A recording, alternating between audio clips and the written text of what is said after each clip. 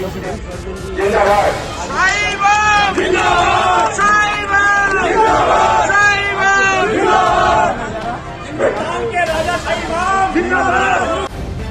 The live TV, सच सबसे आगे।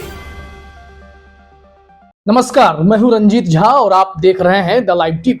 एक वीडियो तेजी से वायरल हो रहा है और इसमें दावा किया जा रहा है कि दिल्ली जामा मस्जिद के शाही इमाम ने बीजेपी ज्वाइन कर लिया है। आप भी अपने स्क्रीन पर यह वीडियो देखिए, जामा मस्जिद का दृश्य भी है और बीजेपी के सीनियर लीडर डॉक्टर हर्षवर्धन भी वहां मौजूद हैं। साथ में शाही इमाम अहमद बुखारी साहब भी वहीं दिखाई पड़ रहे हैं और यह दावा किया गया है इस वीडियो के जरिए कि उन्होंने भारतीय जनता पार्टी का दामन थाम लिया है।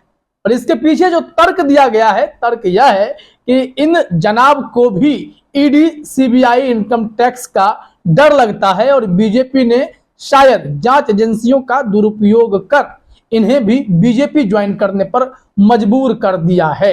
और इस वीडियो में साफ तौर पर यह देखा जा रहा है कि कैसे फूल माला से स्वागत हो रहा है। एक भव्य कार्यक्रम का आयोजन किया गया है और इस वीडियो में साफ तौर पर आप देख सकते हैं कि बैकग्राउंड में एक पोस्टर भी है जिसमें प्रधानमंत्री नरेंद्र मोदी, भाजपा का चुनाव चिन्ह, वहीं बगल में डॉक्टर हर्षवर्धन की तस्वीर और फिर उनके पास में इमाम अहमद बुखारी साहब की भी तस्वीर दिखाई पड़ती है।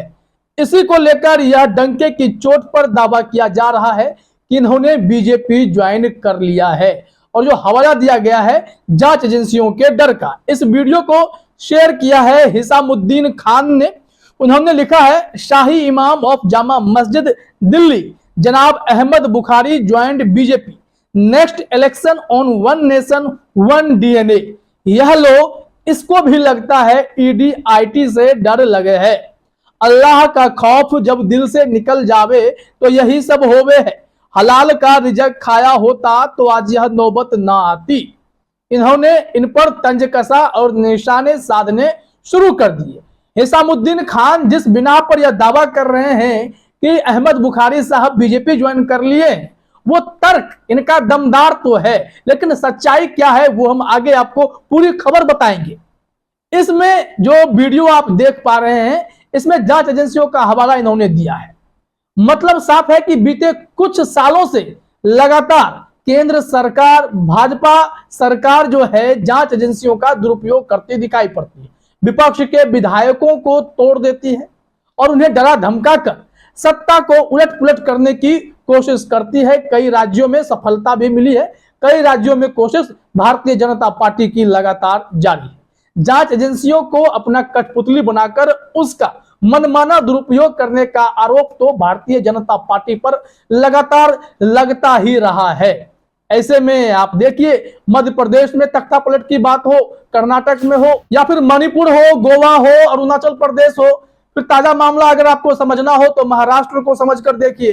तो इन सब जगहों पर जांच एजेंसियों का दुरुपयोग कर कैसे बीजेपी ने उनके विधायकों को अपने पाले में किया, चाहे वो पैसे का दम हो, फिर कितने ऐसे बड़े बड़े नेताओं पर जांच एजेंसियों का दुरुपयोग किया गया, जिसमें कई लोगों ने जब भाजपा ज्वाइन कर लिया तो उनके ऊपर उन जांच को रोक दिया गया। इस संबंध में तो एक लिस्ट भी जारी कर दिया गया था कि कौन कौन से ऐसे नेता थे। उसमें आप शुभेंदु अधिकारी का भी नाम देख सकते हैं, हिमंत बिस्वा शर्मा का भी नाम देख सकते हैं। इन सब पर जांच एजेंसियों का शिकंजा था, लेकिन जैसे ही इन लोगों ने भारतीय जनता पार्टी का दामन थामा, इन सब पर जांच एजेंसियां रुक गई। मकसद साफ था कि ऐसे नेताओं का इस्तेमाल अपने फायदे के लिए बीजेपी कैसे करे, उसी कोशिश में जांच एजेंसियों का ताबड़तोड़ दुरुपयोग किया गया।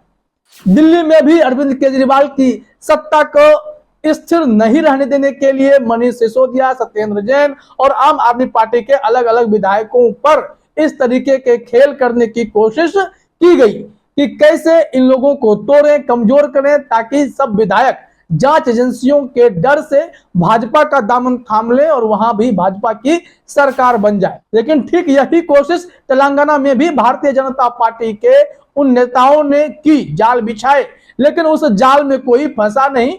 उल्टा केसीआर साहब ने ऐसे लोगों पर केस दर्ज करवा दिया और बीएल संतोष वहां से फरार हो गए।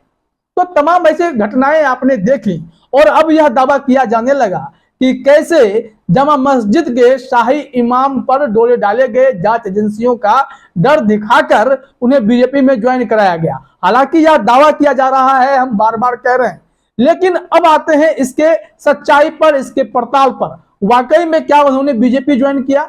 इसके लिए आप अपने स्क्रीन पर जरा एक ट्वीट देखिए। जब मैंने इन्हें पड़ताल करने की कोशिश की कि वाकई में इस वीडियो में सच्चाई क्या है, बीजेपी ज्वाइन किए या कुछ और ही बात है, तो मैंने ट्वीट में ही देखा जाकिर अली त्यागी ने एक ट्वीट किया है, जिसे आप भी अपने स्क्रीन पर देखिए। इसमें कहा जा रहा है कि आप गलत दावे के साथ वीडियो जारी कर रहे हैं। इसकी सच्चाई यह है कि जामा मस्जिद के गेट नंबर 1 पर शौचालय का फाउंडेशन रखा गया, जिसके लिए स्थानीय सांसद हर्षवर्धन को बुलाया गया था और उसी दौरान दोनों का स्वागत हुआ। ये एक स्वागत समारोह की तस्वीर है, वीडियो है, जिसे इस रूप में पेश करने की कोशिश की गई कि मानो जामा मस्जिद के शाही इमाम ने ईडी और सीबीआई के डर से भारतीय जनता पार्टी को ज्वाइन कर लिया।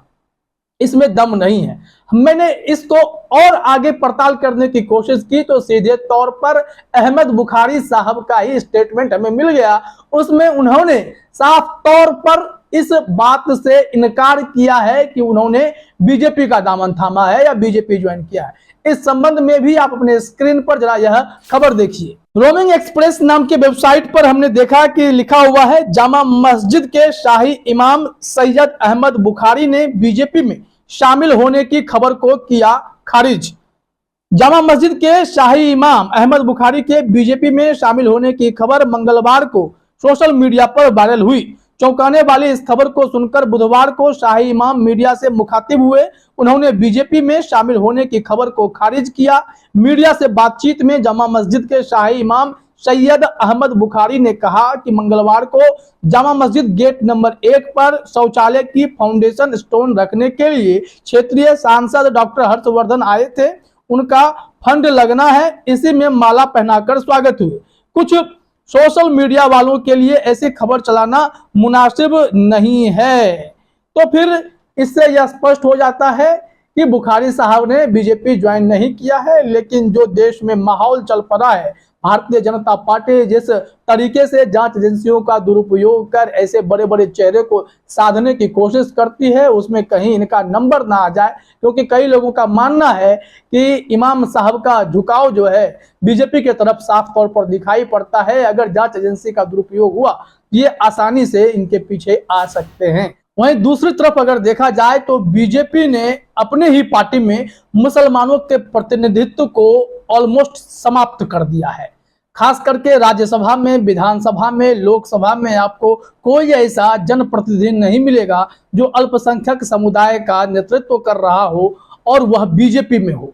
इस वजह से भी यह वीडियो जो है थोड़ा सा खंडन करने लायक लगता भी है, क्योंकि बीजेपी को अल्पसंख्यकों की कतई चिंता नहीं है। बीजेपी उनसे अलग ही सियासत करने के मूड में नजर आती है। खैर, फैक्ट चेक में तो यह पता चल ही गया और खुद शाही इमाम ने भी यह कह दिया कि मैंने बीजेपी ज्वाइन नहीं किया है। वीडियो में जो क्लेम किया गया, जो दावा किया गया, वो सच नहीं है। फिलहाल इस वीडियो में इतना ही। आप सभी का हमसे जुड़ने के लिए बहुत बहुत धन्यवाद। द लाइव टीवी, सच सबसे आगे।